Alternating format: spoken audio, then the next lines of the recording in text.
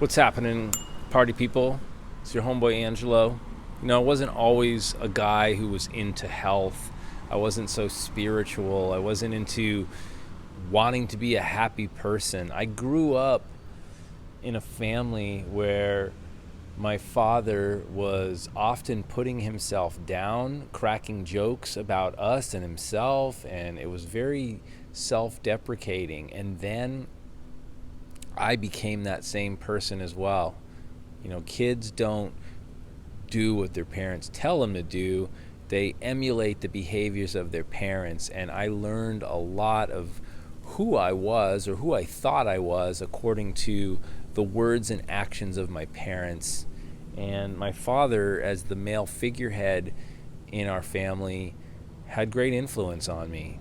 And though I despised him a lot as a teenager and acted out acts of rebellion, I became exactly him. And it took me a long time to come to realize this. And also, it's one of those things that you never really completely work through. You just continually work on. So, was I into health? Not really. Was I shown some facets of health? Yes, absolutely. But today, the person that you see here, who maybe my story about overcoming brain cancer, been diagnosed back in 2013 with an oligodendroglioma, a rare type of brain tumor, survivor of cancer, survivor of epilepsy, had chronic health issues throughout my youth. And when I was 5 years old, my parents elected to have my brother and I's tonsils and adenoids removed because we had so many chronic health issues. We had bronchitis, we had earaches, we were run down with colds and flus all the time. They didn't know any different. They didn't even understand back then that eating Cheerios was toxic. I mean, most people would think, well, it's the sugary cereals. Those are the ones high sugar is going to rot your teeth out. They didn't even understand about chronic inflammation in the body from eating processed foods. And we didn't eat a lot of processed foods. We grew up on the land. So we had home cooked meals. My mom, dad, they certainly did their best. But you don't know any better sometimes in life. And there's a lot of things in this world. I've talked about this before. There's the things you know, there's the things that you know that you don't know, and there's a whole massive realm of things in this life that you don't even know you don't know. And they're always out there. So keeping your mind, heart, and spirit open to learning about yourself every day and being open and adaptable to become a higher version of yourself all the time. Big part of this journey isn't just about eating healthier. It isn't just about exercising and getting outside and grounding your bare feet into the ground and breath work and cold showers and manifesting and all this woo-woo, which I love. A lot of this is about forgiveness, forgiving yourself. I saw a great film last night about a cartoonist who was paralyzed. His name was John Callahan, and he wrote a book, and the movie was based on the book called, I think it was called He Won't Get Far on Foot. Very inspiring because it's not about your physical body.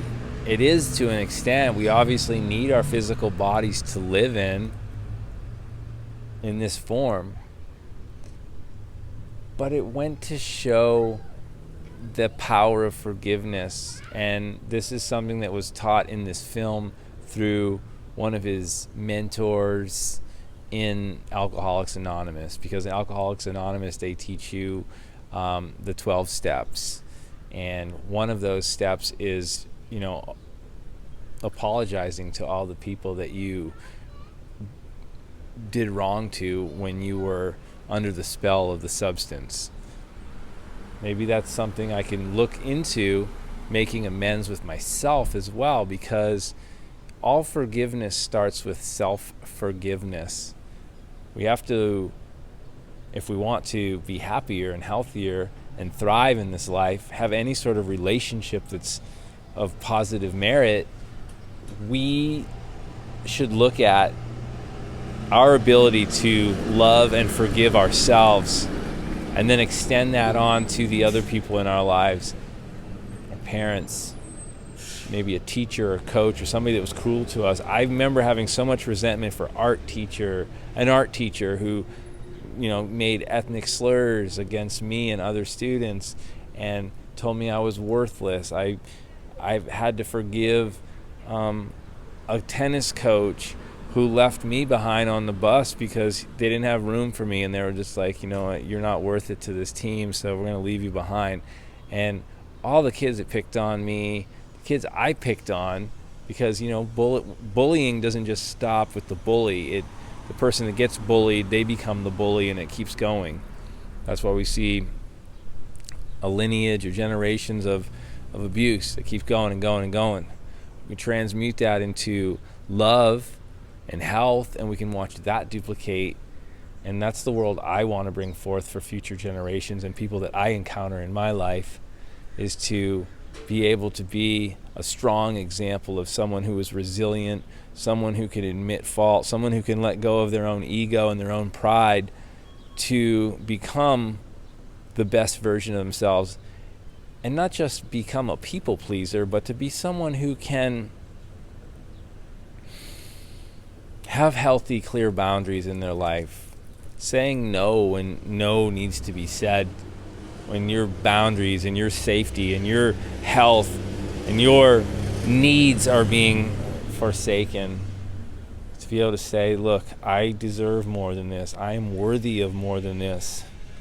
And to forgive those people, because they know not what they do, and even if they do, that was some kind of survival mechanisms that was employed by all these people. So we forgive them, we love them, and we transmute and move through it. That's all we can really do in this day and age, is just love ourselves more, forgive ourselves, and forgive everyone that's trespassed against us. Doesn't mean we have to keep taking it, but we just got to keep moving forward in a positive direction. Thanks for watching this. I really appreciate you being here with me today. Have a great day. God bless you.